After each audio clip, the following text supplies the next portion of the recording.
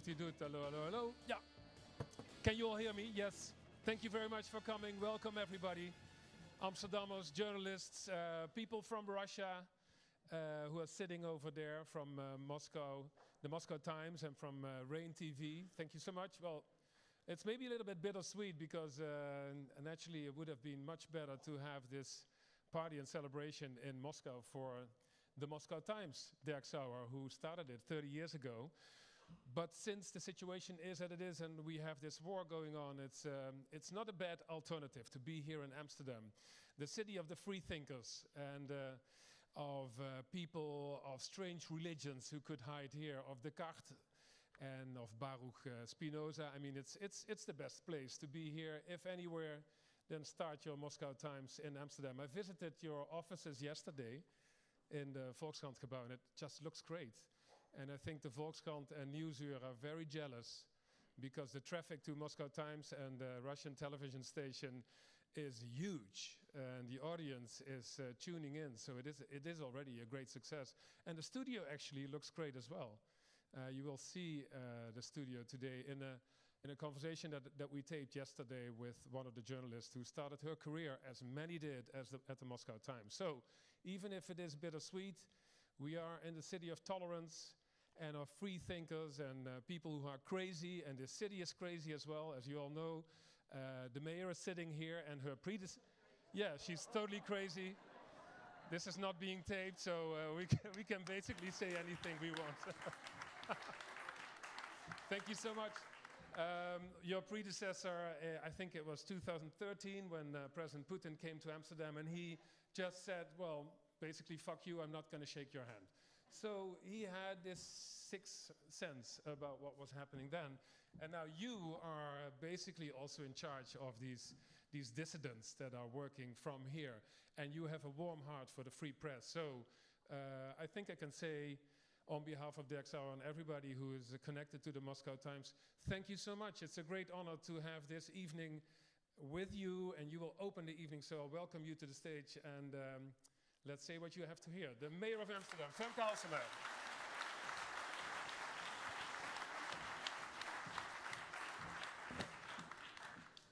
Well, thank you, Twan. And to complete the story about my predecessor, he refused to shake Putin's hand, but he also thought it would be nice if Caroline Gerels, who was the vice mayor, or the local mayor as we call it, who is also a very proud lesbian, would shake his hand. And so happened.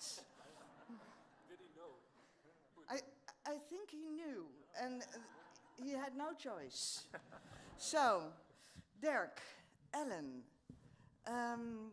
staff of the Moscow Times, distinguished guests. I don't think I'll be the only person to say this tonight, but being here is having, you said it's bittersweet, I say it's having mixed feelings. Because today the celebration should be in Moscow. There are people among us who miss their friends, family and colleagues, who are worried and don't know if or when they will be able to return. And that's why this evening is not a simple celebration. But it would be even sadder not to reflect at all on the extraordinary story of 30 years of the Moscow Times. About a month ago, I was at the Amsterdam Freethinkers Festival, which was organized by the City of Amsterdam in partnership with the Cultural Center de Bali in the run-up to Amsterdam's 750th birthday.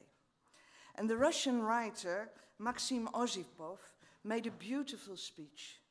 He was very modest about his own role and offered no false hopes about the war and about the country's situation.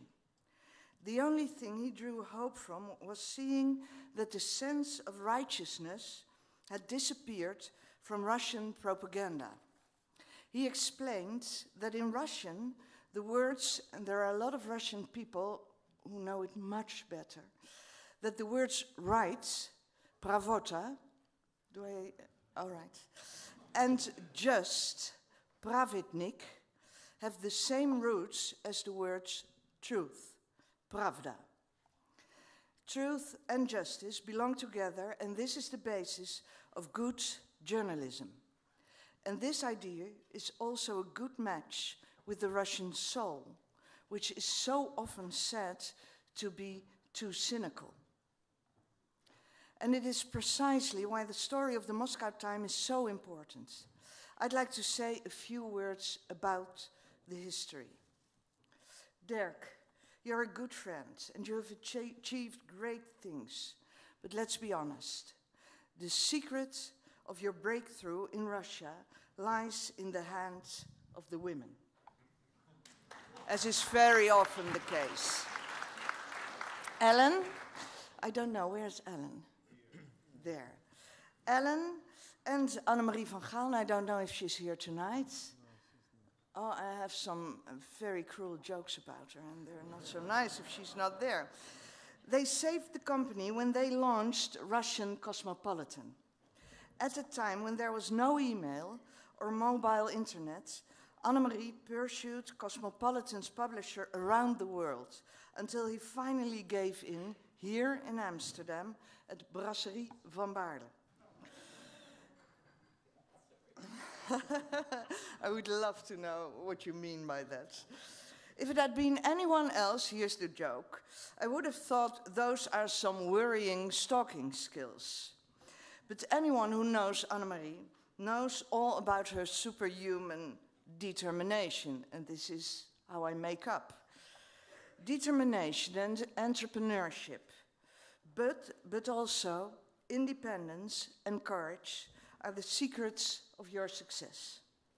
Not only that of Derk, Ellen and Annemarie, but also of all the reporters and editors who work and have worked at the Moscow Times.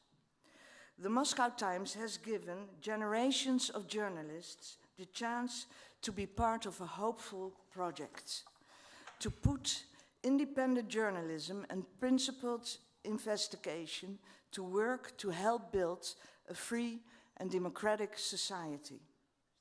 The Moscow Times was doing this when the Russian capital was buzzing with optimism in the early 1990s. And ambitious reporters from all over the world wanted to be there.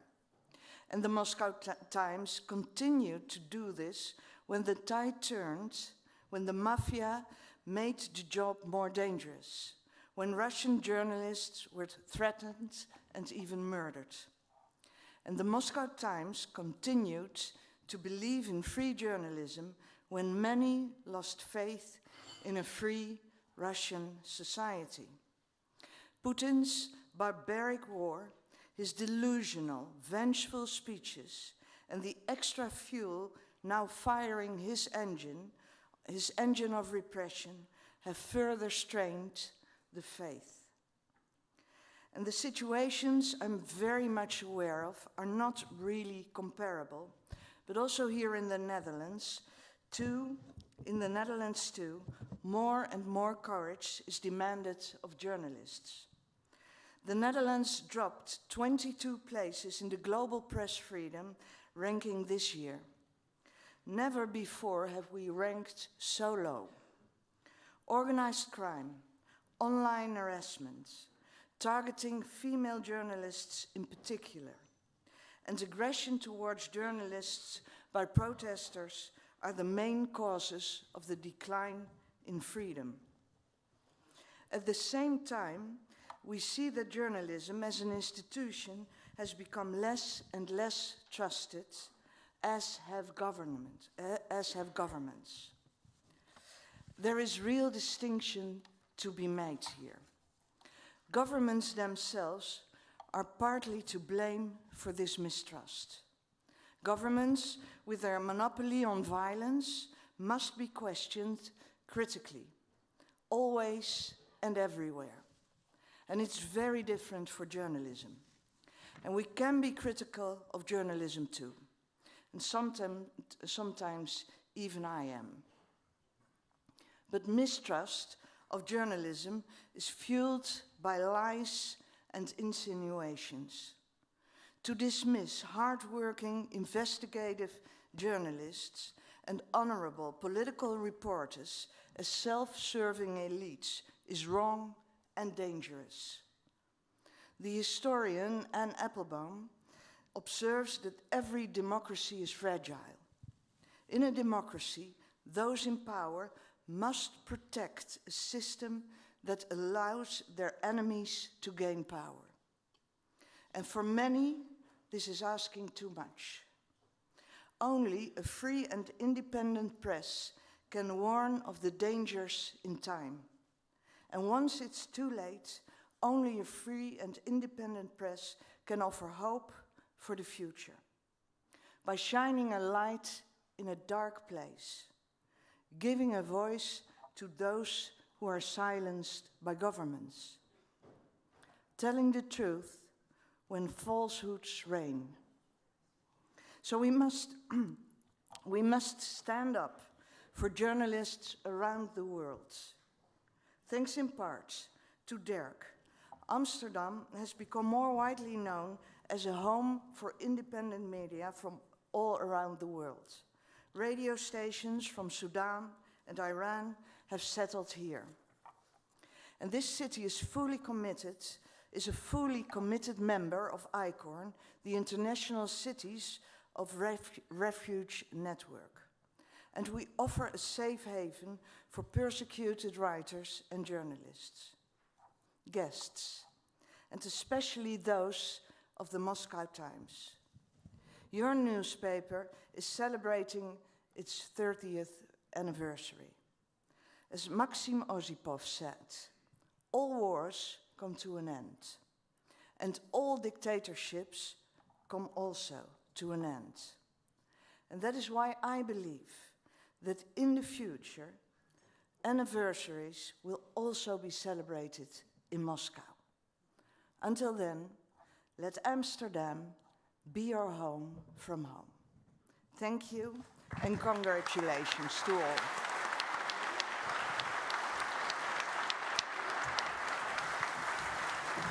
Somebody has a little gift for you. Alexander Gubsky, you are the publisher of the Moscow Times, and you have a gift for the mayor, right? Yes. Thank you very much. We have a small gift for you. This Russian porcelain. My daughter brought it. My family is still in Russia, and my daughter brought it for you during her school holiday. The plant was established in 1880. But in fact, the production there is much older. But they produced colored porcelain, and I believe that Peter the Great he brought this tradition of white and fashion of white and blue porcelain from Netherlands. So yeah, this is our gift for you as a symbol of long relationship between our countries, our people, and a symbol of our friendship. We are really appreciate for your help, City of Amsterdam and people of Amsterdam. Thank you very much.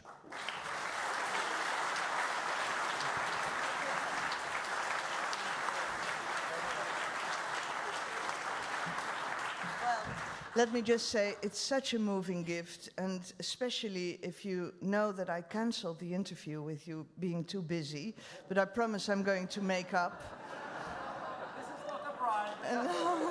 But I'm going to give it a very special place. Thank you. Thank you very much. Thank you so much. You have to go back to the city council, right? Thank you for your time. Thank you.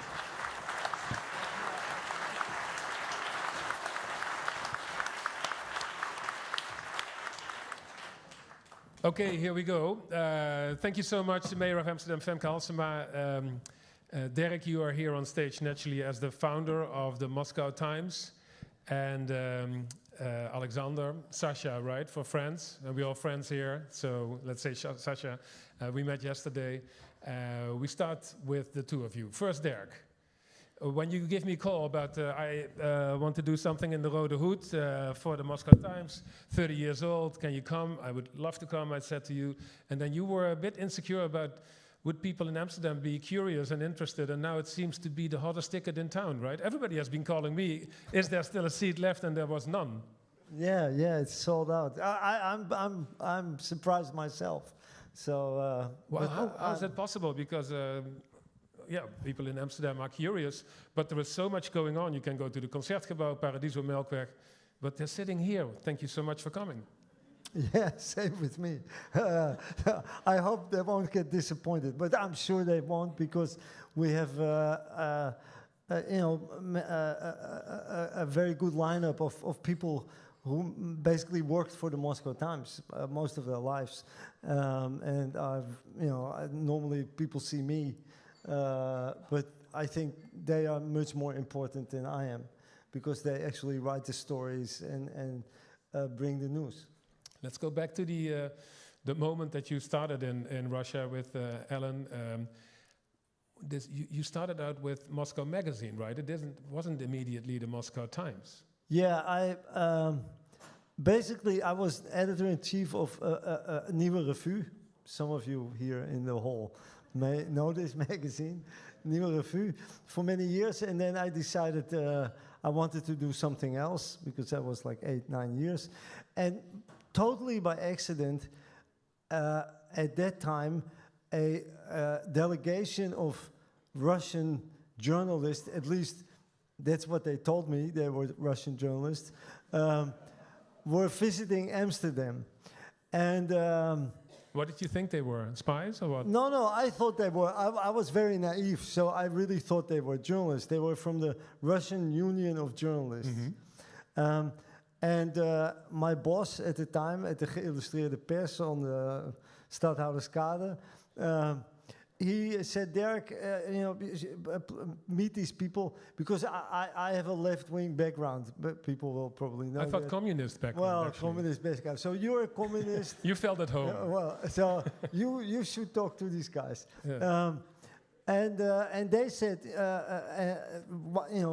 and it was the time of Gorbachev was just in power. It wasn't Russia. It was still the Soviet Union. The wall came down, and they said you should come to Russia. What did you say? To do what? To start a magazine. No, I get that. But what did you say to them? And I thought, wow, this is. I immediately saw the potential of it. I thought this is a great opportunity to go east. It was like the world was changing. The two powers, America, Russia, were. It looked like we would go into a whole new, happy world. So, and I wanted to be part of that. So they invited me to come to Russia. Was there also something in your head that thought, maybe this is for me the chance to be the new Rupert Murdoch? No, not at all. No, I'll start this publishing house there, and I will be the new media giant. No, not at all. I was really only interested in starting a small little magazine in Moscow, and we called it Moscow Magazine. Mm. And I was sent by VNU. VNU was still a company at that time, and they just sent me there. And but the moment I landed on Sheremetyevo Airport, the airport of Moscow, I fell in love with the country. It was the smell of Sheremetyevo.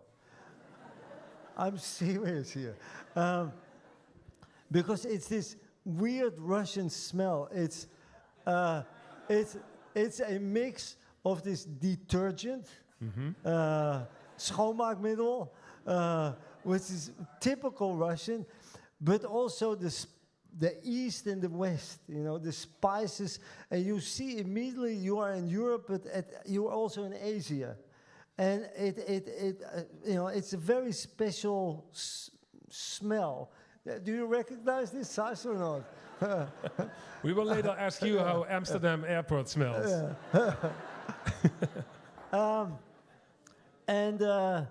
And Ellen, my wife, and we had an 8 or 9 months old baby, Tom, our oldest son. So they also came to Russia, and it was because it was a completely dark place. There was no light. It was almost like it was like Kiev today.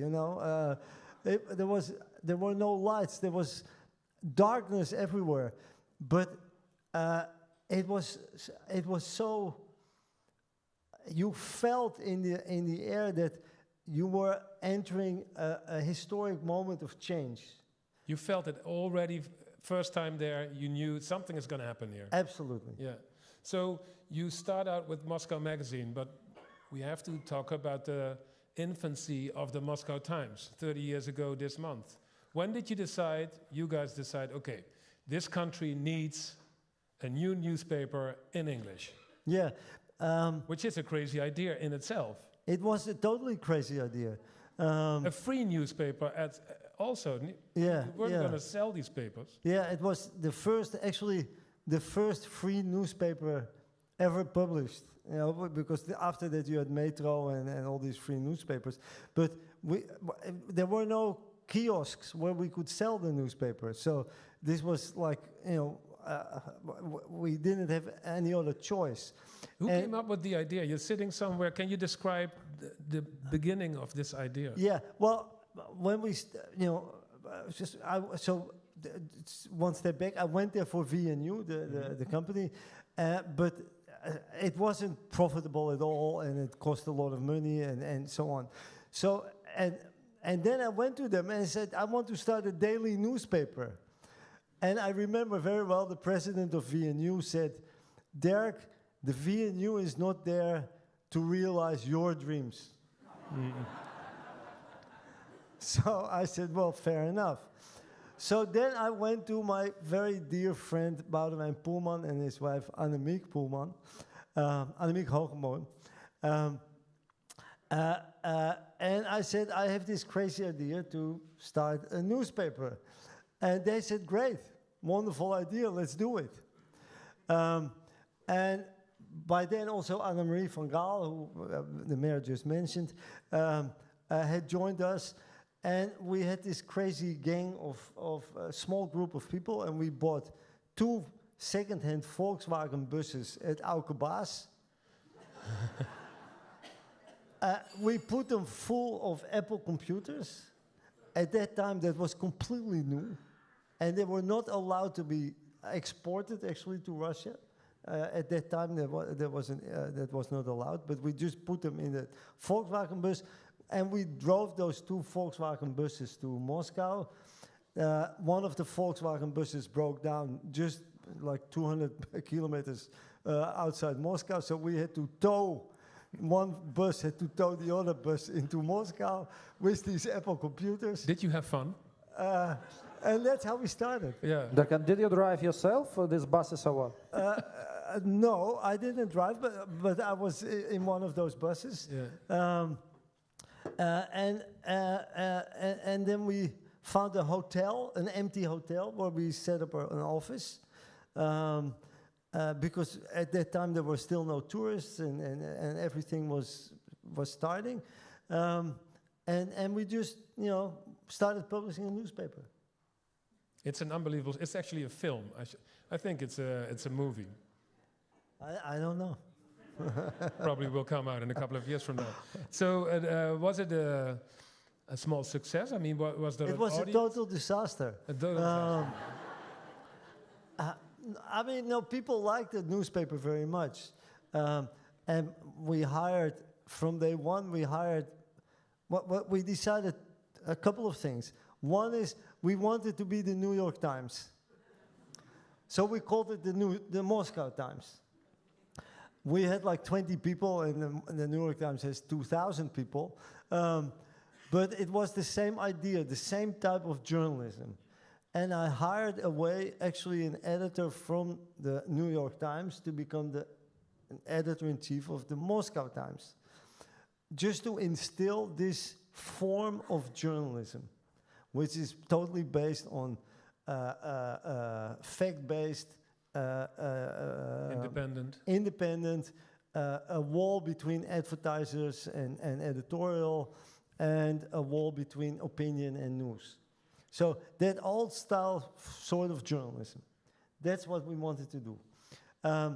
And we did it with all young people, a mix of Russians and English language people, because the newspaper started as an English language newspaper. And that's how we got going. Yeah. Now, there is a long story between the start and where we are now, considering the time. You never could imagine that the Moscow Times would go to Amsterdam and that your staff would be here. Never. When did you decide, okay, this newspaper has to survive. This is my legacy, because I think you see it as your legacy, right?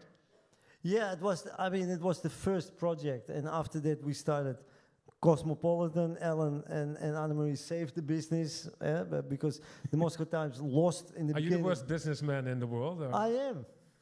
Yeah. Really? Yeah, I am. I'm at heart a journalist. So, and journalists are terrible business people, and we were just incredibly lucky to be at a time in Russia when the markets developed, and women really, saved us. Because we made our money with women's magazines, and we published one after the other. And our whole company, we had over 1,000 employees, and 900 of those were women. So, really, it was a women's business. And the same proportion in management, yes. And the board of directors, 7 of 9 were women, something like that. So they saved your business, and now, and I heard that the archives of the Moscow Times were in your house near Moscow, and that they just came into Amsterdam. You saved the archive of the Moscow Times. Yes, just last week. Yeah. Actually. Yeah. How did that happen? Auke Baas again? You had those same trucks? Well, actually, indeed, a Dutch moving company with very good contacts in Russia put it in boxes, and they put some other labels on it, and they took it out. I don't know, what they said, but definitely not that it was the Moscow Times archive. Yeah. And they took it out, and now it's at the Institute of Social Geschiedenis, ISSG, here in Amsterdam. So that's wonderful. Now, the main question is naturally, as you said already, or as we heard, a lot of people are, and we're going to talk with you about that as well, about the fact that so many people are logging in and want to see what the Moscow Times is publishing. But the question is, can a newspaper survive that it has its audience in Russia, in Amsterdam? Is that even possible? That's something that has never been done as well. Yeah, I mean, this is...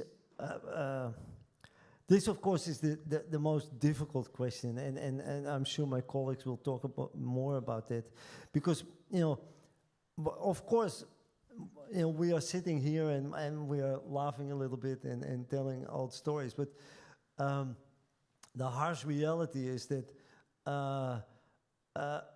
everything that we've built over those 30 years, the Moscow Times, a Russian language newspaper called Vedomosti, many other products we produced, everything has been destroyed by Putin. And now we started in a small room in Moscow with 20 people, and now we're sitting in a small room in Amsterdam, again with 20 people, not in Moscow, but in Amsterdam. And the only thing that works in our favor is that when we started in Moscow, there was no internet, there was no digital. So our newspaper had a circulation of 50,000, which, was good. But now that we are digital, be it in Amsterdam, we have a readership of millions. We have, last month we had 60 million page views only for the English language, 30 million for the Russian.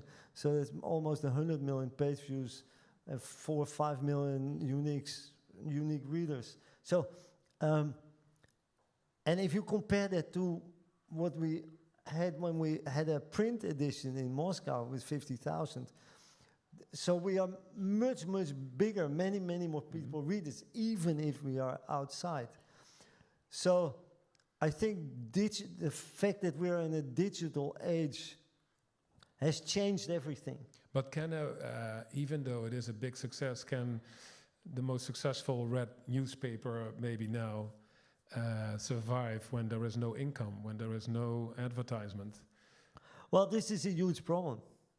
Our business model has been destroyed, not just ours, but of our colleagues as well, because we created a coalition of Russian independent media, so we work closely together with other main independent media, and we cannot receive any money from Russia because of the banking sanctions.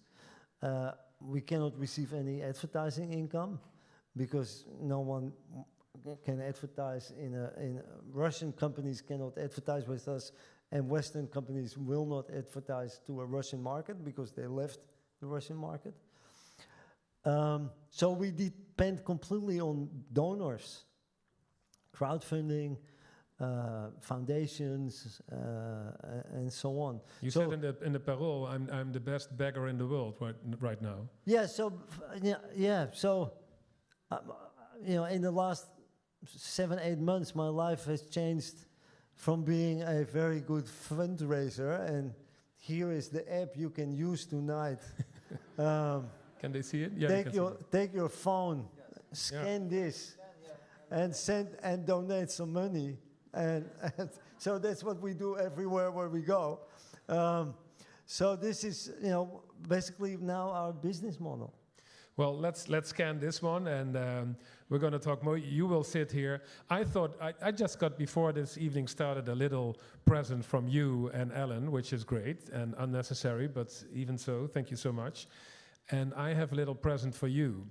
It's not something that you can wear like you gave to me, but we met at a very historic time in Moscow in December 1991.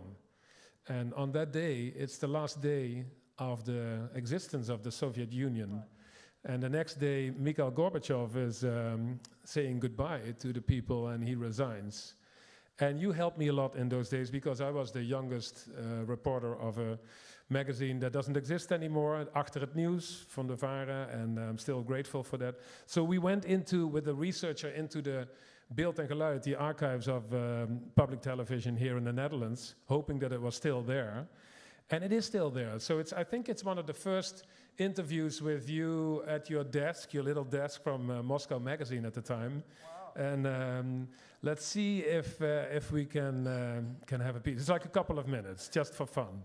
Here we go. Journalist Derk Sauer woont en werkt in Moskou. Sinds 2 jaar is hij hoofdredacteur van Moscow Magazine. Hij volgt het lot van Gorbachev op de voet. Waarover ging het gesprek dat Gorbachev gisteren voerde met Jeltsin? Het zal zeker gegaan zijn over het overdragen van de kernwapens. Want dat is eigenlijk de laatste bevoegdheid die Gorbachev nog heeft. Die heeft dat magische koffertje waar de code in zit, waarmee nucleaire wapens tot ontsteking kunnen worden gebracht. En Jeltsin wil natuurlijk die code hebben. Nou zal Gorbachev daar ongetwijfeld ook op tafel zijn toekomstige positie hebben gelegd. Want Gorbachev is terecht bang dat hij, net als veel andere communistische leiders, uiteindelijk achter gesloten grendel zal belanden. En dat wil hij niet. Запишите, что я проклинаю эту перестройку. Будь она проклята. Когда нет ни черта. Ненавижу я перестройку эту. Ну, к черту матери, все нервы вымотали с перестройкой. Этот Горбач проклятый сидит там, такого, а здесь как собаки за этого будильника ставим. Iedereen wacht op het aftreden van Gorbachev. Dat kan iedere dag gebeuren. Bijvoorbeeld vandaag? Ja, vandaag zou het eigenlijk moeten gebeuren. Het is de laatste kans dat hij min of meer met goed fatsoen terug kan treden, met een bepaald decorum. Wordt voor vanmiddag is daar een bijeenkomst van de opperste Sovjet gepland. En daar zou hij dan zijn laatste reden moeten houden. De vraag is of die bijeenkomst gehouden kan worden, omdat tot nu toe de laatste keer de parlementariërs van onder andere Rusland en een aantal andere staten niet meer op zijn komen dagen bij die opperste Sovjet, omdat die officieel niet meer bestaat, omdat er geen Unie meer is. En inderdaad, op een klein groepje journalisten na blijft de zaal van het Sovjet-parlement leeg. Ook Gorbachev laat zich die dag niet zien. Op de schaal van populariteit hier in voorheen de Sovjet-Unie, welk punt scoort Boris Jeltsin dan? Gisteren was een opiniepeiling op de televisie. Ik zeg het even uit mijn hoofd, maar Jeltsin stond nog steeds boven de 50%. De populariteit van Gorbachev is 0 of mogelijk nog lager. Op het dak van het Kremlin is de rode vlag gestreken. Mikhail Gorbachev heeft vanavond definitief ontslag genomen. Op het Rode Plein is alles rustig, maar of dat zo blijft... Per 2 januari worden de voedselprijzen vrijgelaten... en een simpel brood wordt dan bijvoorbeeld onbetaalbaar. Of de bevolking dan net zo kalm blijft als vandaag, is zeer de vraag. Hoppa. Donderdag 26 december, tweede kerstdag. De nieuwe Russische vlag wappert boven het Kremlin. Bij het presidium van de opperste Sovjet worden de grote marmeren borden weggehaald. Even verderop demonstreert een groepje verstokte communisten tegen de verwijdering van de rode Sovjetvlag. Okay, this is your prediction was spot on because interview 25th of December and the next day 26th I think Gorbachev left the building. Ja, Jezus, ja. Ja, het is historisch. Maar jij ziet er wel heel anders uit dan ik. Beter, hoop ik. Okay, Derk, just chip in when you want to. And it's funny that you said this in Dutch, but okay. So, yeah, Alexander Derk just said how good I looked 30 years ago. That's basically what he said. Alexander, so we just heard that the archives are back in the Netherlands, or now in the Netherlands. Is that... that's maybe a mixed feeling for you that the archives of the Moscow Times are here. Do you think, well, safely here in Amsterdam, or they should be where they belong, in Moscow? No, now the paper archive. No, I believe that at least one copy must be in National Library, because even at current legislation, every print edition must send every issue to a national library. Okay, so I believe it is there. We are in Russia. The Moscow Times is not prohibited. They just blocked for already 4 or 5 times our Russian website, not English website. But we are still not undesirable organization. We know, of course, definitely we are safer here as well as our archive. Perfect. Okay, we're going to talk, but first you have a little presentation, right? Yes, I can't compete with your brilliant video, but I have also my short selection, please. Yeah, this is Derk Sauer again, brave, 40 years old, Dutch entrepreneur and journalist, with the first issue of the Moscow Times as daily newspaper, 2nd of October 1992. I think we need to applaud.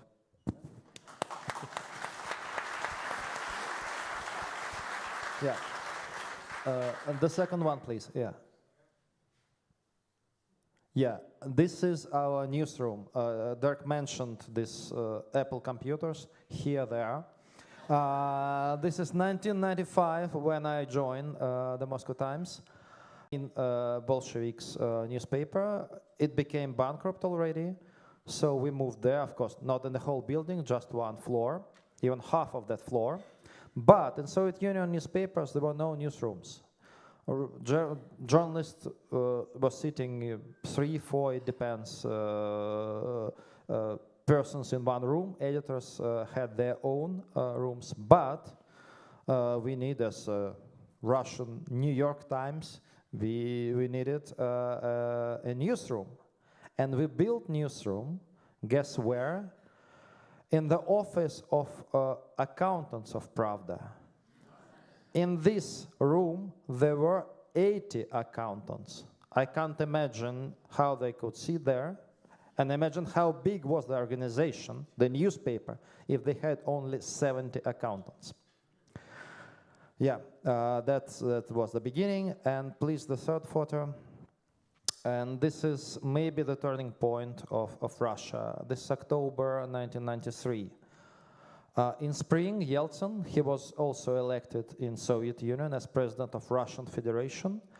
He organized a referendum, and majority of Russians, more than 50%, supported him. After that, he announced that he wanted to release Russian parliament, also elected in the Soviet Union, and organize a new election, a new parliamentary election to Yeltsin. And in October, it became a real crisis. So Yeltsin, as a president, he was also chief commander, and the army supported him. So members of parliament refused to leave the building. The building is here. It's White House. This is the building of the parliament. And Yeltsin and few thousand people came there, normal people, came there to support members of parliament. Some of them were with guns. Some police officers also supported them, but Yeltsin had army. And first he bombarded parliament from the tanks, and then so the army entered to the parliament. Officially, 123 persons were killed, but I used to talk with one member of parliament, survived member of parliament. He told me that more than 1,000 persons were killed. Official figures were never been published. And this may be, you've seen, there were real several days of real fights in downtown Moscow. You see, this also a photo from our archive. You see the result of that, and that was a turning point. After that, Russia became not parliamentary, but presidential republic.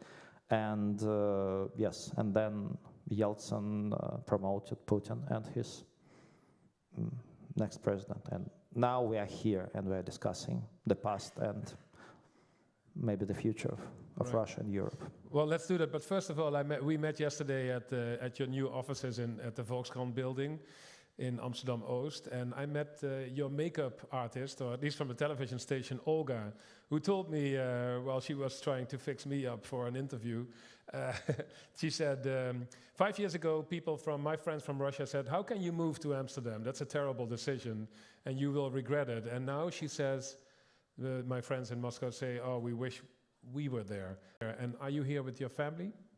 No, I'm still alone, and most of us, of Russians from the Moscow Times, we are without families for different reasons. One of them is it's financial reasons. This year, we still live on Moscow budget, and of course we simply can't afford bring our family.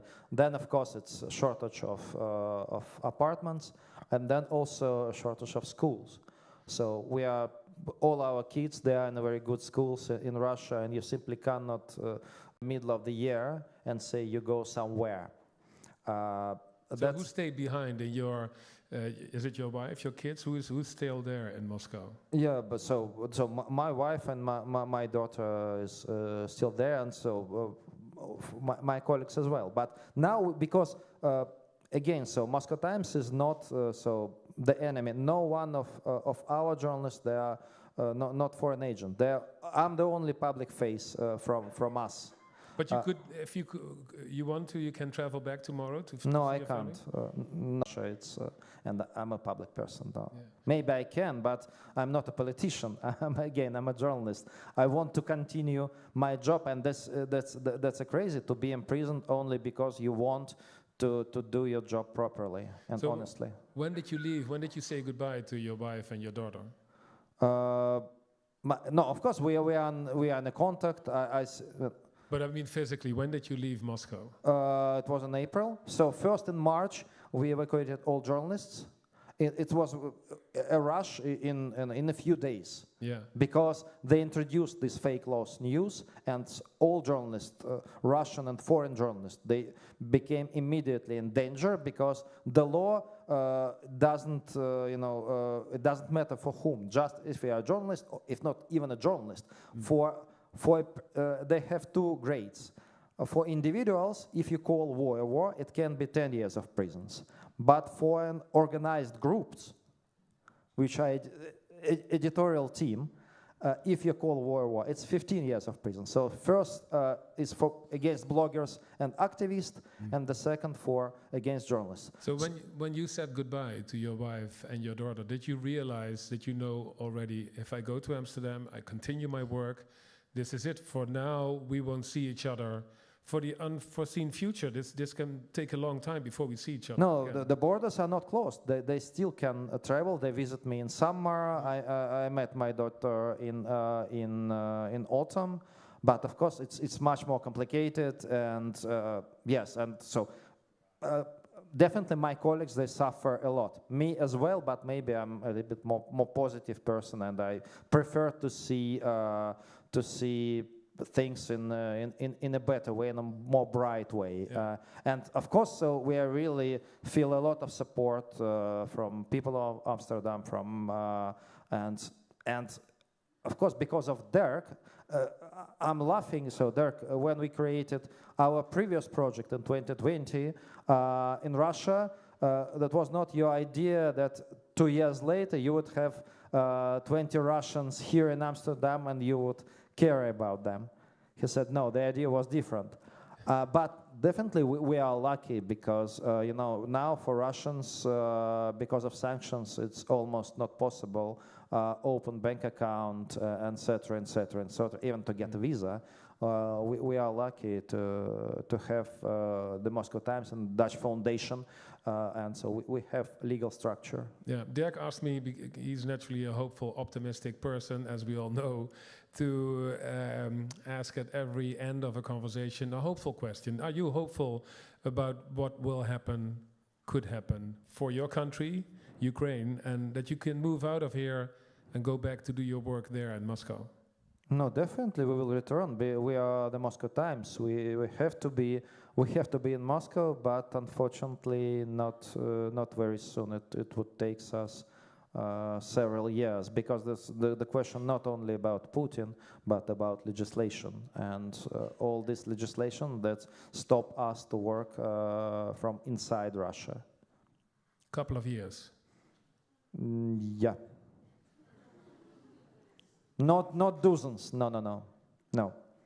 I liked your line. The Moscow Times belongs in Moscow, naturally, not in Amsterdam. Thank you so much. Thank you.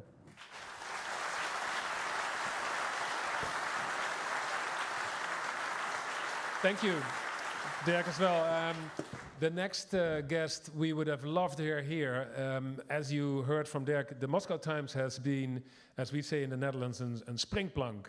It's a talent pool for so many young journalists, and some of them will tell you that it's the best experience in their life and that they had their best reporting years in their life, even though from the Moscow Times they continue to the New York Times, the Financial Times, or the Washington Post.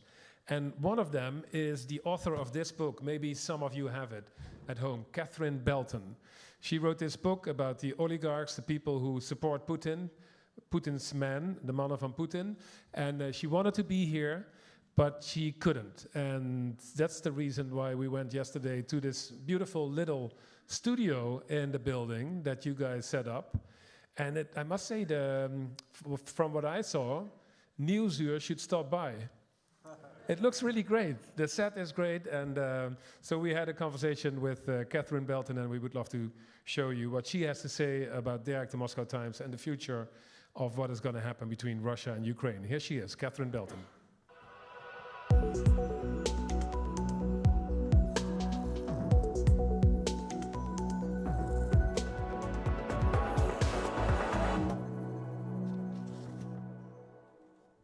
Catherine Belton, thank you so much for your time from London, where you are. Thank you for your great book, which is, here I got it, De Mannen van Putin, which it is the Dutch title.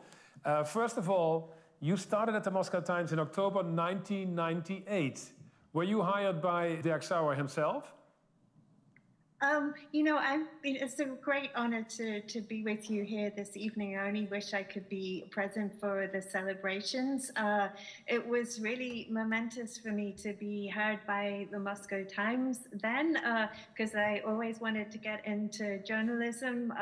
I'm not sure I met Derk himself when I was hired. I was hired by the business editor then of the Moscow Times. It was a guy called Garfield Reynolds, who was probably the best editor of my life. He taught me everything I know about journalism, and he was very, very patient. And I was thrown right into the deep end because my job then was to write about the Russian banking system. And obviously it was just months since the August 98 financial crisis, and the whole banking system was in a state of collapse. And I was having to learn on the hoof about how banks were siphoning out assets into so-called bridge banks, like these other dodgy banks that had been hastily created to hide assets from creditors. So it was like a lesson in kleptocracy that was unfolding before my eyes. Yeah, so many people like you. I mean, you are now working for the Washington Post. You worked after the Moscow Times for the Financial Times. The Moscow Times has been a talent pool for so many talented, great journalists like yourself. What has it meant for your career, all these years at the Moscow Times? You know, I don't think I would have been able to get into journalism if I hadn't been able to work first at the Moscow Times. I think there's no way I would have been hired by any English newspaper because, you know, I don't have the connections in the UK to make my way in journalism. So the Moscow Times, for me, it really opened a whole new avenue. It was a window into a world which I really wanted to be in. It was a place I cut my teeth, and as I mentioned, I had really brilliant editors. There was Garfield Reynolds, I had Brad Cook was his successor as the business editor. There was Lynn Berry, Lucien Kim, David McHugh, who is now at the Associated Press. And yes, so many wonderful journalists who worked there before me, who'd been really an inspiration to me before I started, like Ellen Barry, who's now at the New York Times, Jean Whalen, who's at the Post now, and I actually get to work with her, but she was always like a kind of a beacon for me. There were just so many of them: Dimitri Zaks, Aaron Matthews. Just the list goes on and on. And now you are here in London, and the Moscow Times had to move because of the war from Moscow to Amsterdam. Let's talk about the stuff that you know really well, President Putin and the war that is raging. I mean, Ukraine is basically without power now. The people are shivering, it's cold, it's dark. Do you think that this war is sustainable for President Zelensky and for the Ukrainian army? I think at the moment it's looking more sustainable for Zelensky and for the Ukrainian army than it is for the Russian one. Zelensky is continuing to receive support from the West and continuing to receive supplies of arms. But you see at the moment the Russian army is essentially exhausted. They ran out of manpower and they ran out of ammunition, and all they have left, unfortunately, are these missiles. But then these supplies are also dwindling as well. So Russia's only option at the moment is to try and attack the Ukrainian civilian infrastructure. But even today, there were new attacks that were expected. There's still been a pause. It's been suggested to me that perhaps Russia fears that Ukraine could now be supplied with longer range missiles in response to these missile attacks, so that Ukraine could target some of the missile pads that are being used to launch these attacks. And this may be giving the Russian leadership some pause so that it doesn't escalate further. You know, I think the Ukrainians are definitely in a much stronger position now than Russia. Okay, then let's talk about President Putin and especially his men, the oligarchs. Does he still have the support that he cultivated and created over all those decades? I mean, the men with money, are they still in his corner? He has really become very isolated now over this war. I think most of the men with money in Moscow did not expect this war to happen. They didn't expect the invasion. Everyone expected these half measures that we're used to seeing from Putin when he's acted very pragmatically in the past, where he only does what he can get away with, like annexing Crimea, where there was such a large Russian-speaking population that was in favor of joining Russia, and sending proxy troops into Donbass that he could somehow try to deny, even though it wasn't very plausible. No one expected this full-scale invasion where he tears off the mask and essentially exposes Russia to becoming a pariah state and being seen as a terrorist regime, which is now being seen as so by the European Parliament. So he's really lost the support of a lot of the Moscow elite, because in launching the war, he's he's destroyed not only his country's reputation, but also theirs. They face sanctions. Their 30 years of empire building is being destroyed. And perhaps they were willing to grin and bear it as long as Russia was winning. Over the summer, you saw these signs of optimism that maybe Russia could use the war to redraw the geopolitical map and kind of launch these closer alliances with China and India. But now even that's not working. And since Russia has been forced to give up territory, then, you know, I think there's a lot of people who are very upset, and particularly after the forced mobilization, people believe that Putin is no longer the guarantor of stability, that he no longer fulfills the role that he's meant to fulfill. Now, in your book, you also write about the position of London as the financial capital that basically makes everything happen for Putin, money-wise. And we are sitting now in Amsterdam, and I think Amsterdam also has a big responsibility, the financial sector, of working with Putin's men and avoid taxes and make money schemes very easy. Did we create this monster? The financial capitals, Amsterdam, London, Switzerland, Cyprus. Yeah, I'm afraid to some degree we share responsibility for, as you put it, the creation of this monster. The West did legitimize the Putin regime for many years because most of Western business wanted to take part in the money-making deals with the Kremlin, because they could see the Kremlin was on the winning side, that if you were doing deals with the Kremlin, you were going to get a steady flow of very lucrative deals. And this really did facilitate the Putin regime, and it helped him also kind of integrate with the West and also send lots of flows of dark money into. So we are, you could say that we are the enablers of the man that's now sitting in the Kremlin for a big part, maybe? Yes, of course, but our Western democracies have also paid the price for that. I mean, we've seen what's happened to energy prices this winter because of our dependency on Russian energy, on Russian gas, and Russian oil, and we've also undergone our own political crises, from the Brexit referendum in the UK to the rise of the far left and the far right across Europe, which to some degree has been enabled and stoked by the flows of Russian money that we've been welcoming into our system for all these years. Yeah. So what should happen now? I mean, if it were up to you and with the knowledge you have, should there be, for example, negotiations on peace? Should there be something organized between President Zelensky and President Putin, or is that totally out of the order and it won't happen because, as Zelensky has said, we cannot negotiate with this terrorist?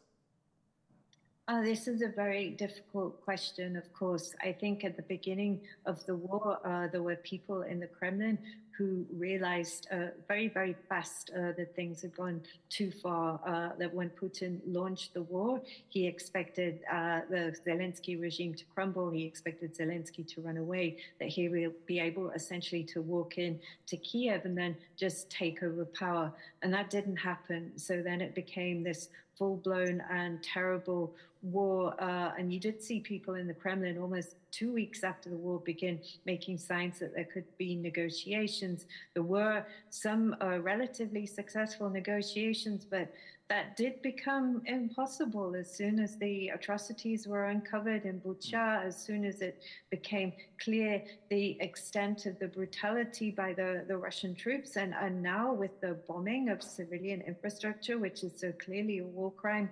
I really don't know, and it's very worrying that when people are calling for negotiations now, and it's clear that the Kremlin is seeking a way out, there are even those close to the Kremlin who suggest it might be possible for Russia to withdraw to the same lines before February the 24th.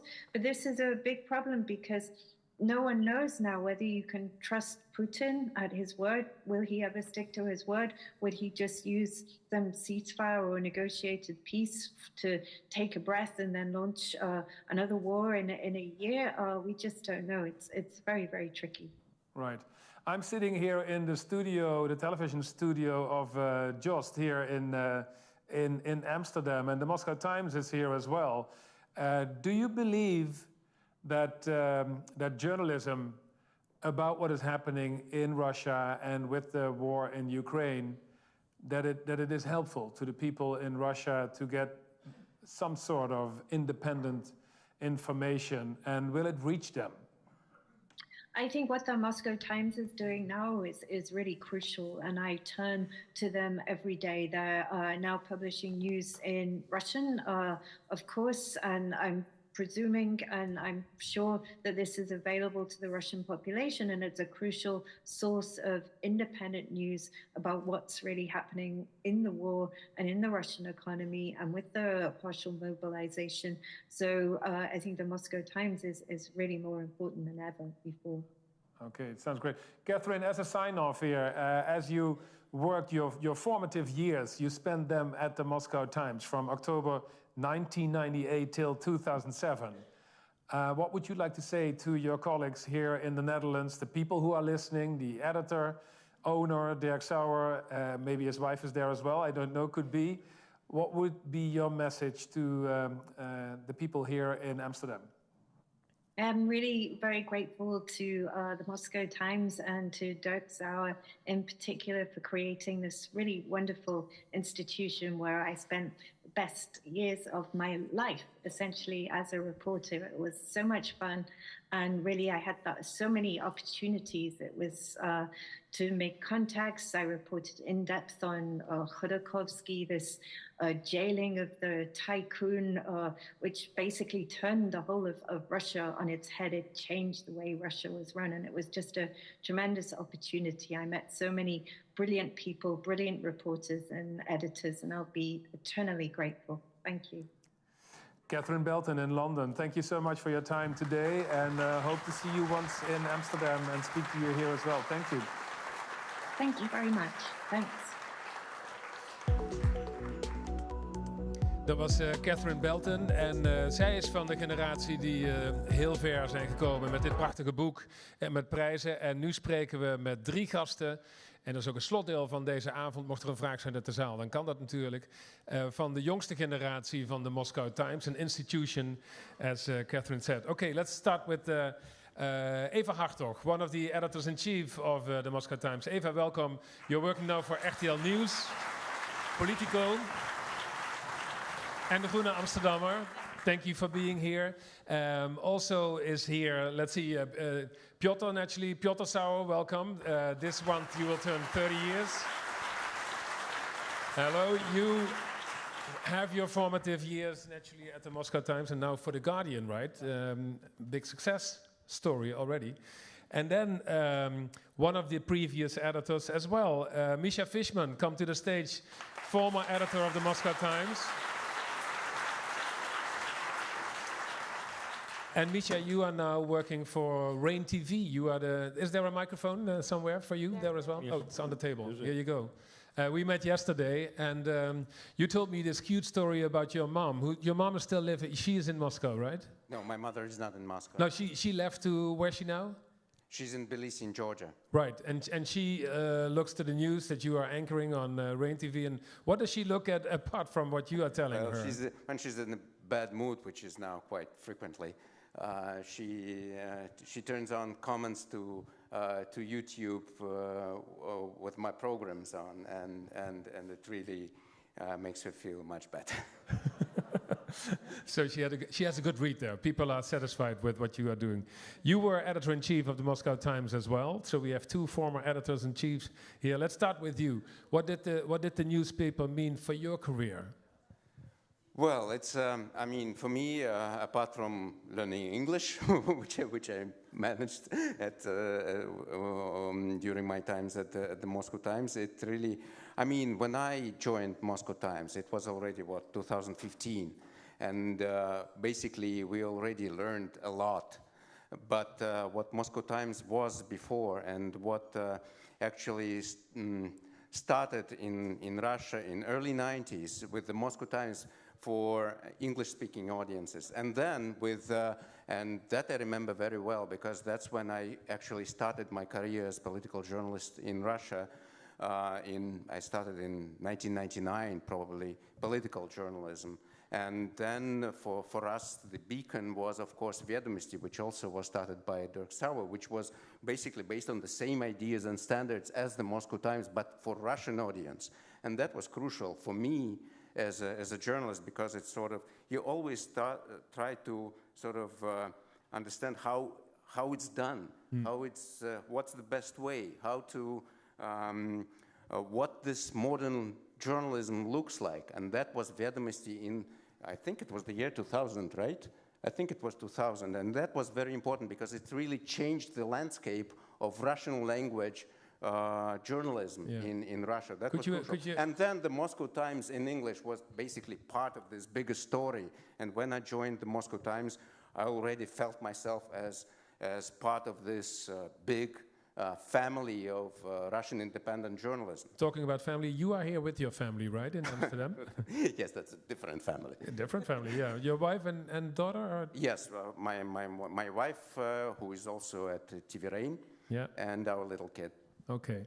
I understand that the ratings are great, that people know where to find your TV station and your programs.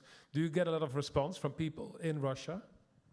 That has always been the case, and when TVRain switched to YouTube, which I think happened in 2019, because before that, TVRain tried to survive on subscription model, which, well, again, brings you some money, but doesn't make anybody of us famous, because it just doesn't work. It's really hard. I mean, Moscow, the New York Times can afford it, but when it comes to new media, independent media in Russia, it's really hard. So when TVRain switched to YouTube, it really, the audience started to grow immediately, and it was huge from the very start.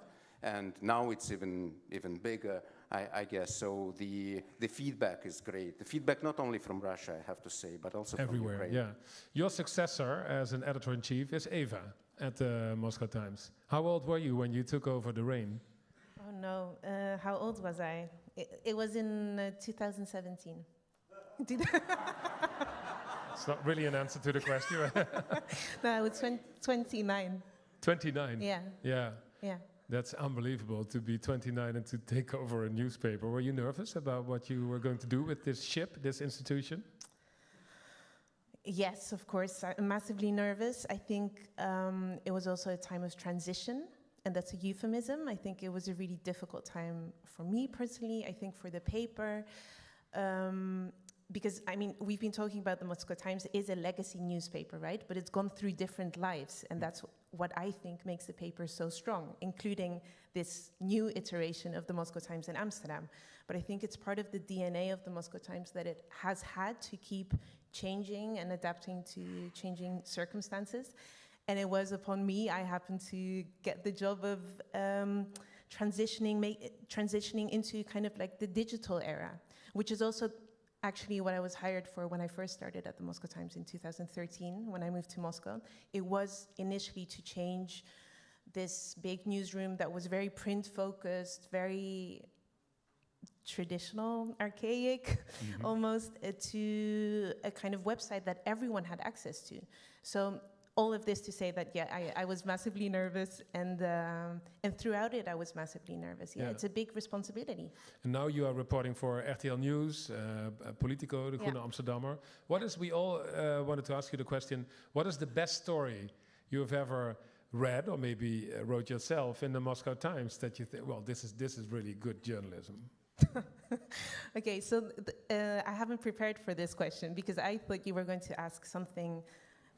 It's definitely not the best story that I've read, but the thing that I enjoyed doing while I was at the Moscow Times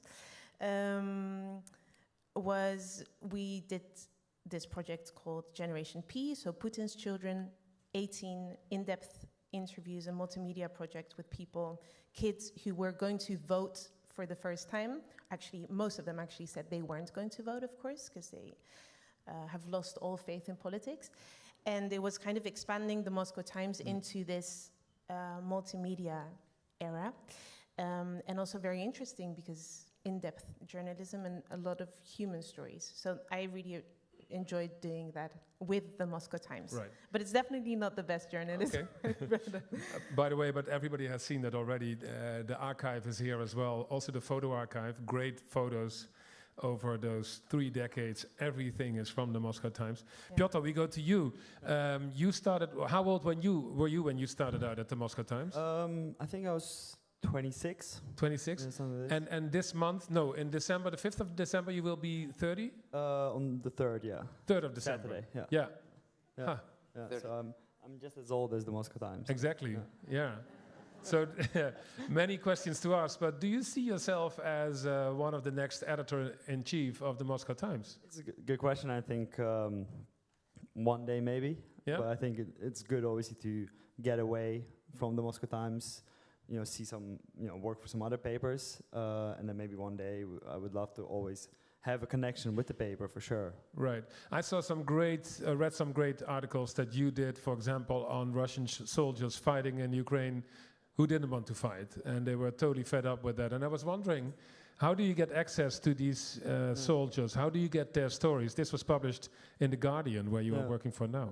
Yeah, I mean, it's hard at the moment. I think all of us have the same problems, all the journalists that aren't in Russia who want to be in Russia. And we always look for other ways to, you know, to get the stories out. I think you need to, you know, be creative. Social media plays a huge role in Russia. You know, all the Russian soldiers are still on Vkontakte, which is the Russian Facebook. They're still on Telegram. They often do want to talk to you, even if it's anonymous. So there are always ways to do it. You just really have to push, and be creative about it. Yeah, you have a Dutch passport. You don't have a Russian passport. Yeah. Could you go there tomorrow if you wanted to go to Russia? Not at the moment, because I don't have accreditation. So the Russian Foreign Ministry has to grant me accreditation and let me go. As a citizen, you could go? No, because I don't have Russian passport. I only have the Dutch one. So the Russian Foreign Ministry has to give me the right papers. If they give me, I will go. But at the moment, you know, given the things we've been writing and given the fact that I've been to Ukraine, they're not too excited to give it to me, but I would love to go and report. Because just for the people who don't read The Guardian, your byline is in the article. So the Russian Information Ministry, they know that you... I mean, it's just not just me. I mean, I'm not special. I think at the moment, they're not really keen on having too many foreign journalists in Moscow. They have a few that they know, and at the moment, they're just not giving the accreditation to everyone. So. Yeah. Same question for you, although we probably know the answer. For you also, you made a big decision, right? It's impossible to go back to Moscow for the foreseeable future for you? Well, no, I'm not coming back in foreseeable future. That's not possible, unfortunately. What do you miss most about the city, about Moscow? What I miss most? Mm-hmm. Oh, well, I mean, it's... I miss everything. It's not about something like that I miss, like I don't know, little toys or a book on my shelf. No, I miss my life.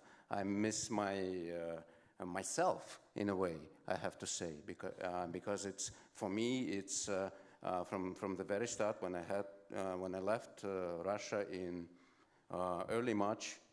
I have been doing political journalism, independent political journalism in Russia for, 20 years, and I always felt myself as part of what I'm doing.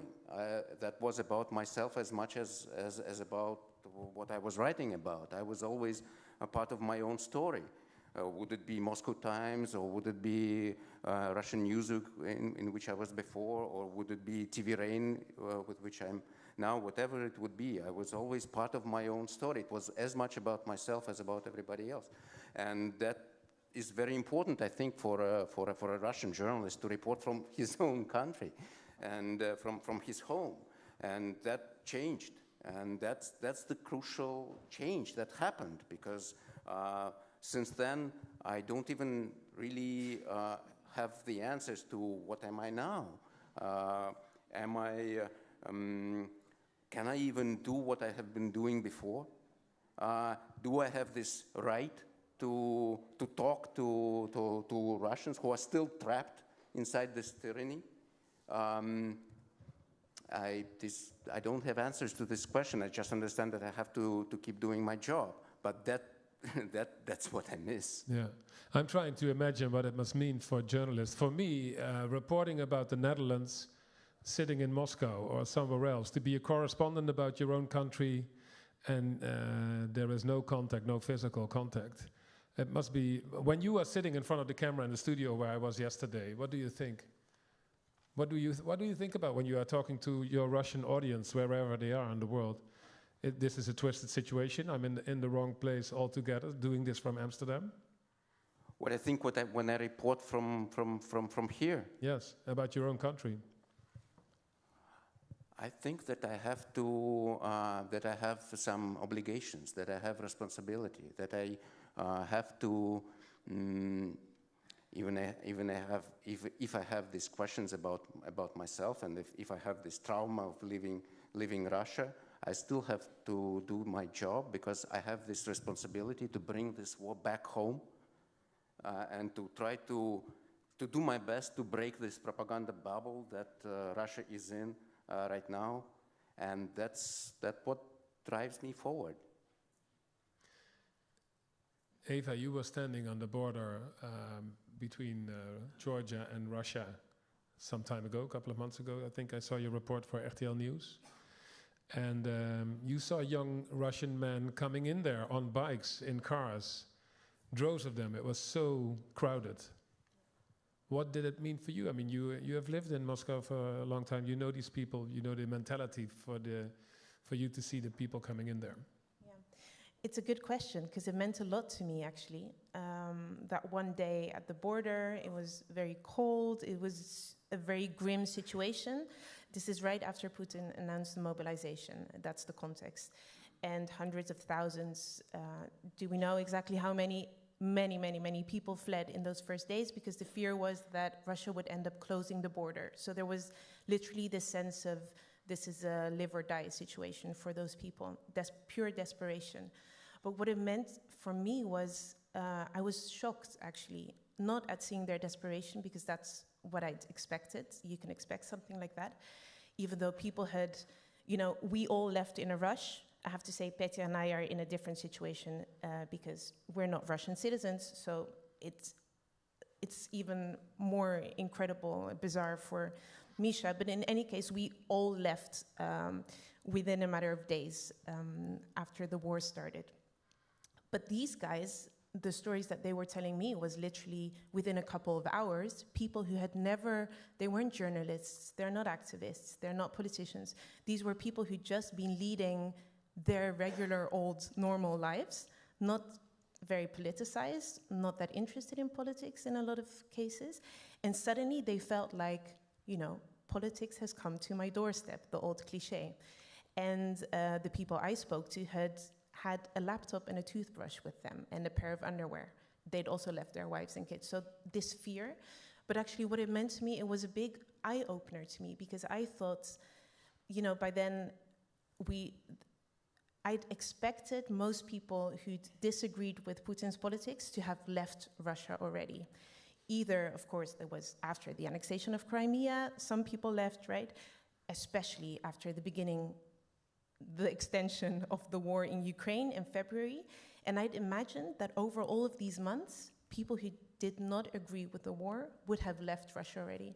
And suddenly I found myself standing there on the border talking to young man after young man in the prime of their lives, this is the best years of their lives, telling me that they had been planning to leave for a long time, that they generally disagree with what's going on in the country, and this served as the last drop, this pushed them over the edge, because let's face it, no one wants to leave their entire life behind, right? It takes a lot for someone. We can ask ourselves, why aren't more Russians doing this? But how many of us, or you guys, would volunteer to give up their parents, their houses, their savings? Nobody in their right frame of mind. But these people had to do it. And so just to wrap it up, I think the main takeaway for me after that day was just, don't forget how many people, despite what we see on the surface, how many people in Russia today, even after this big exodus, we don't hear from, we don't see, but might feel very uncomfortable with what's going on. So it was a sense of the hidden Russia that I had suddenly saw on the border. Yeah. Pjotr, do you play soccer? Yeah, I do. Yeah. Why? What happened to your teammates in Moscow? Yeah, it's a good story. I think that team is a bit of a sort of microscope of a Russian society. 3 guys fled. One fled on the border through Georgia as well. One got conscripted, but bribed himself out of conscription. Also classic Russian corruption story. One turned pro-war, where propaganda really got to him. Team of 15, and there are 15 different stories. Did any of your teammates go to Ukraine to fight? No. So there's so I think a majority left the country, and then the one guy who got conscripted, and he was also very pro-war before he got conscripted. And at the moment he was conscripted, he said that, I don't want to fight. This is not my war, which he was hugely embarrassed, and we sort of really shamed him, but luckily, I mean, I'm happy he didn't go fight, but yeah. It's a good story for The Guardian, what you're telling. Yeah, I mean, in Russia, there's so many stories, that's the thing, you always have to pick and choose. It's never a boring day, and it's been, I mean, I think you guys know it's work. Even though you only have a Dutch passport, I mean, but you grew up in Russia. What do you consider yourself, a Russian or a Dutchman? It's complicated. I always felt more Dutch in Russia because you're the foreigner out, in the country. But being here, I really do miss the country. At the same time, I'm extremely saddened and angry what's going on for obvious reasons. It's difficult. Identity is just a very difficult topic. But there's definitely parts of me that will always be Russian, and I really miss the country for sure. What do you miss most? I think something like Misha said, there's nothing, right now I miss the winter. I miss the snow when I see friends who are still there, posting pictures of the snow. I miss that.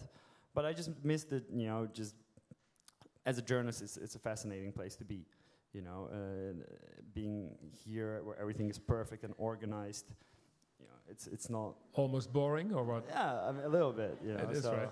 But I mean, it's part of me who I left when I left Russia. So. What do you think, Misha? I mean, how long have you been now in total in Amsterdam? How many months? 3 months. 3 months. Yes. Do you think it's a boring country?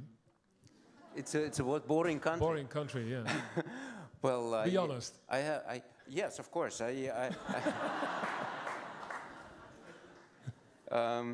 I honestly have to say that of all places that I could end, and when I was leaving Russia in early March, spontaneously. I mean, just for you to understand how we left. The day I was on air on TVRain, I paid for my tennis courts for 1 month later.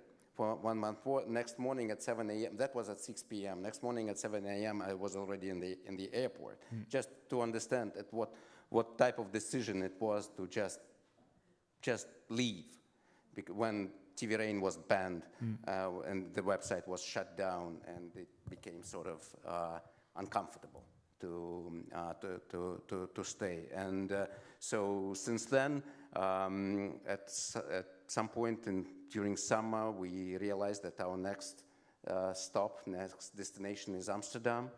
And I have to say that what Derk did is extremely meaningful for Russian independent journalism, because it couldn't be, I can't imagine, and I'm honest, a better place outside Russia to be now. Well, I mean, I'm not talking Kiev, to do what we all do.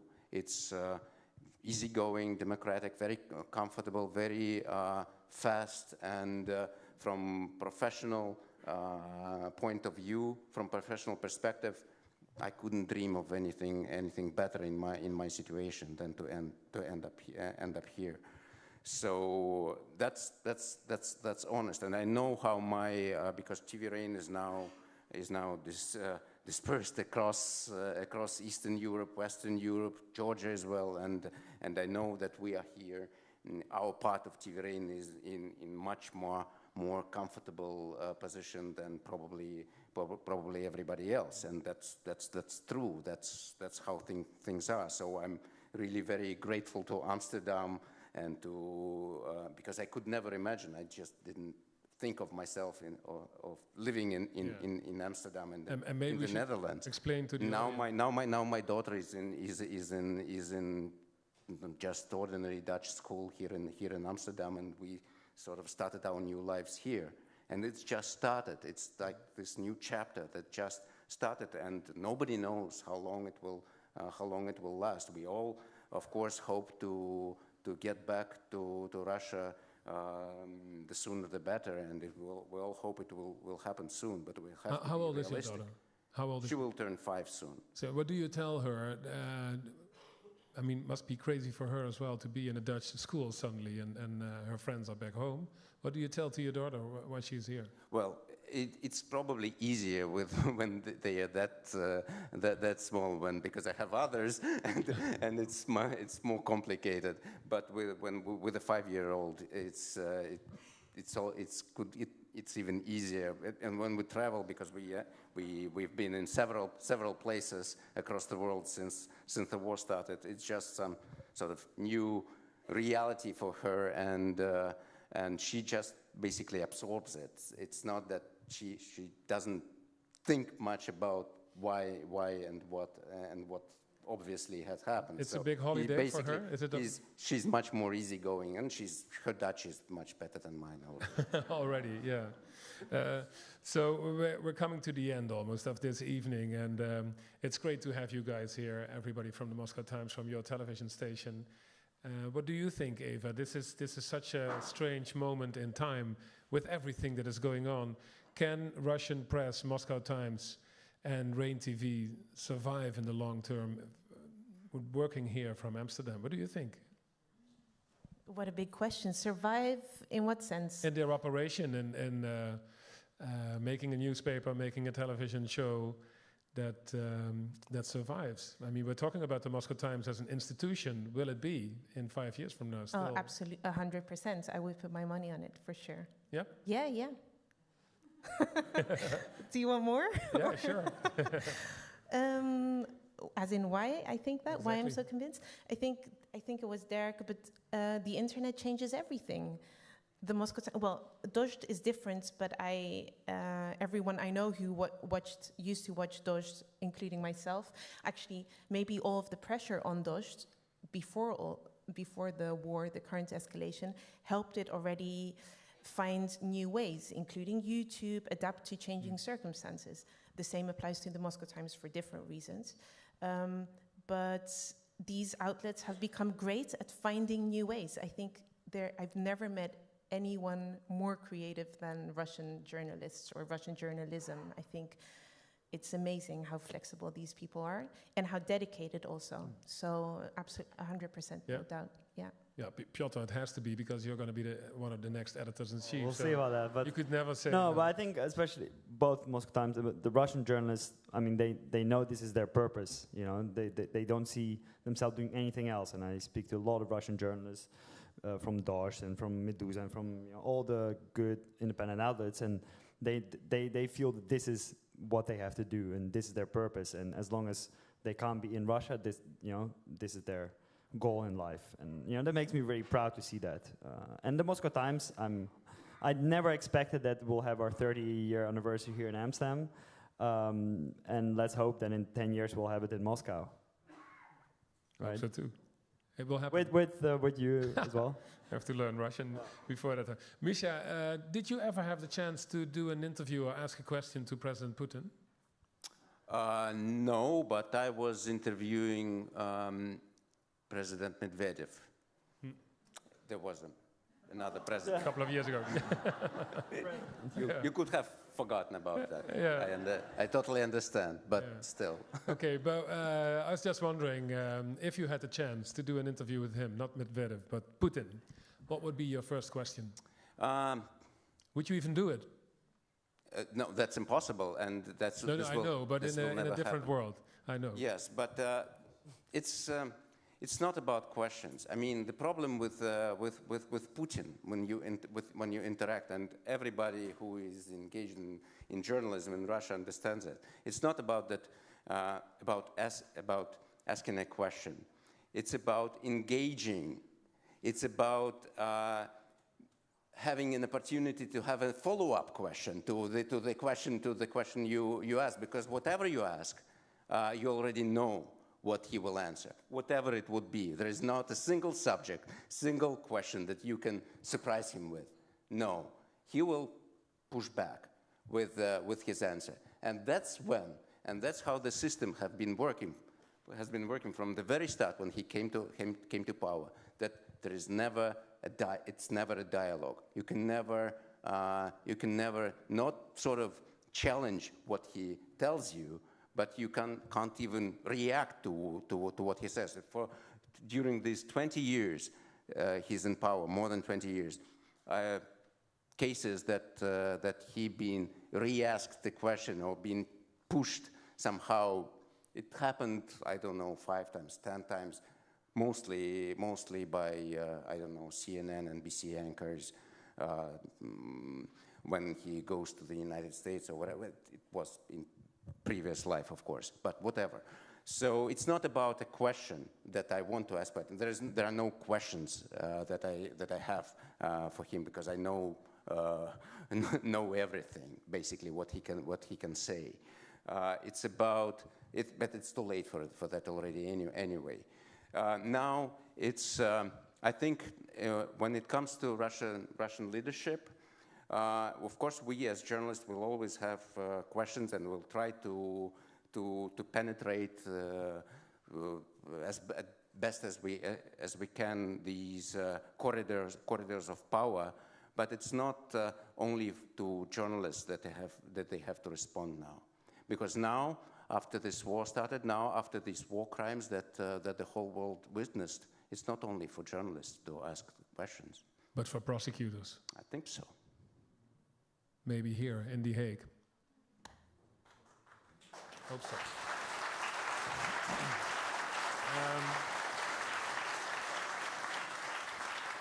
Would you like to take 1 or 2 questions from the audience here in the hall? Me? If there are any. Anybody has a question for one of the guests here? You were the first. Kom even naar je toe. Okay. My name is Ruben. First of all, I would like to start by saying, can I hold it? Yeah? No. Do you mind? Okay. I would always have to be in charge of the mic. Okay, it's fine. Let me start by saying thank you very much for the event, and thank you very much for all the work that you have done, and that you still care about the independent media in Russia, perhaps even more so than people in Russia do, unfortunately. It gives me really great optimism and hope to see that people the world over haven't given up on us. And so, coming to my question, in one of his latest interviews, Nobel Prize winner Dmitry Muratov made a very correct observation, a rather obvious one to someone living in Russia, but perhaps still a very important one. He said that something like, say, 10 million Russians who share liberal values, are pro-Western, and condemn the war, are communicating among themselves on Facebook. They read the independent media and discuss the morale and high values. And most of them, unfortunately, today are in exile. But there is the other 70 million of Russians who use Russian social networks, and they discuss how to feed their families and find ways to save up a little bit. Is anything being done, or can anything be done? And if yes, what exactly can be done to reach that vast audience? Or rather, how can we convince them that they need independent media? Who wants to take the question? Misha? Well, I can tell you one interesting thing about Russian nation's attitude towards this war. If you look closely at the polls, not official ones, but there are still some polls and some numbers, and you would see that the poorer the respondent is, the less he is supportive of the war. So that basically contradicts a bit this formula of 2 different Russias, one of which being sort of us, modernized, whatever, communicating through Facebook, as Dmitry Muratov said in his interview to Yuri Dud recently, and others who try to feed their families and try to survive and live outside Moscow's garden ring or whatever. Reality is much more complicated, I think, than that. And you can see in the polls that poor Russians support, whatever it means, but this is apparently true, support this war less than rich or those who can at least survive and who can think about something else just to survive and feed their families. So that's one thing I would say. The other is that, of course, it's to some extent, to some large extent, correct that there is modernized Russia and there is big Russia, and it has always been like that since, I don't know, you can find it in Russian literature in the 19th century. You can always find it. But it's not. There is no wall. And when I'm doing my shows on Dost, I'm not talking to this educated Muscovites who follow me on YouTube. No, I don't mean it. And I talk to everyone who thinks that he has something to think about and to think about himself, about Russia, and about what's going on. That's my position. So again, there is something, of course, true to what Dmitry Muratov says, but not. But it's the picture is more complicated. Very clear. Yeah, Mish, can I add? But the question was what independent Russian media can do, yes, and Russian media can do. Yeah. But imagine, so we are quite good Russian media, but don't forget that we are competing with the whole national budget, yes, and we are competing with the state, with national companies, and they have their budget is hundreds of millions dollars, and plus pro-Kremlin big media groups like Gazprom Media, National Media Group, etc. So maybe their total budget above $1 billion. And we are just returned from Berlin. We had a conference how to support independent Russian media. And one researcher, he gave his forecast, his research, and he said that independent Russian media in exile need, in 3 years term, 37 million euros. Imagine, and we are competing with a media machine with 1 billion, with 1 trillion, yes, of euros. And then 20 years, 30 years of indoctrination.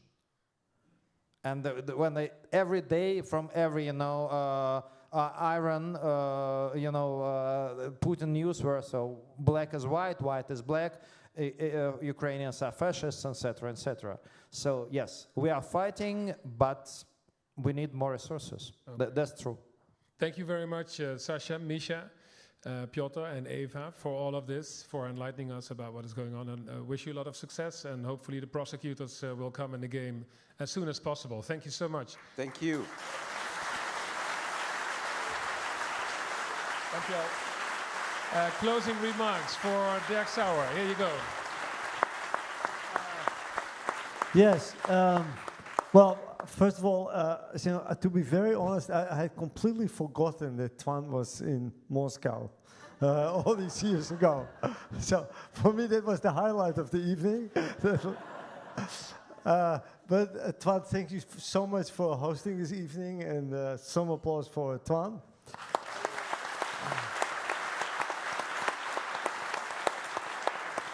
And, well, you have one last chance to get your phones out and scan this and send some money to independent media. We work together with Dost, with Medusa in a coalition. We help each other, which is, I think, also one of the very positive, with all the trouble that we are in, it's very good that the Russian media came together, independent media, and now really help each other to fight Putin and try to change the minds of the Russians and bring honest information. And any help we can get, we will take. Thank you very much for coming, and see you somewhere again.